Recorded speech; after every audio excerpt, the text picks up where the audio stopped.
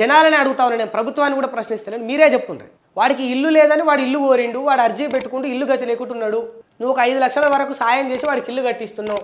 కట్టించినందుకు వాడి ఇంటికి కూడా నీ పార్టీ గుర్తేస్తావా? చెప్పు, నువ్వు నీ పార్టీ గుర్తేస్తావా? ఎంత ఎంత అవమానంగా ఉంటుంది. ఇదేం ప్రజాస్వామ్యం చెప్పు?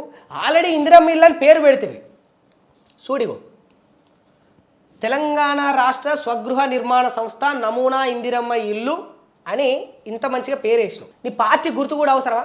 మళ్ళీ రంగులు మార్చుకోవద్దట చూడు అన్నా. ఇప్పుడు తీసుకొని తర్వాత రంగు మార్చుకుంటా అంటే నడవదట. ఇల్లును కూలగొట్టడానికి కూడా వస్తారట వాళ్ళు. గుర్తు చేస్తున్నావు వాడికి ఇల్లు లేదని, నీ పార్టీ ఇచ్చిందని పదే పదే గుర్తు చేస్తున్నావు. గుండెల్లో ఉంటుంది కదా ఒకటి కళ ఉంటుంది, ఒక మంచి రంగు వేసుకోవాలి, పచ్చ రంగు వేసుకోవాలి, ఎర్ర రంగు వేసుకోవాలి, ఇంకో సిమెంట్ కలరో యాష్ కలరో ఏదో వేసుకోవాలని ఉండదా?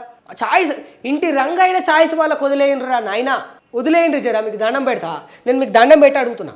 ఇల్లు ఎట్లా గట్టిస్తున్నావు కదా, నీ పుణ్యం వేడికి పోదు కదా. ఇంటికి వేసుకునే రంగు ఆ కలర్ చాయిస్ అన్నా ఆ ఇంటి యజమానులకు వదిలేయండి. మీ కాంగ్రెస్ వాళ్ళకు, మీ కాంగ్రెస్ ప్రభుత్వం దండం పెట్టి చెప్తా ఉన్నా నేను.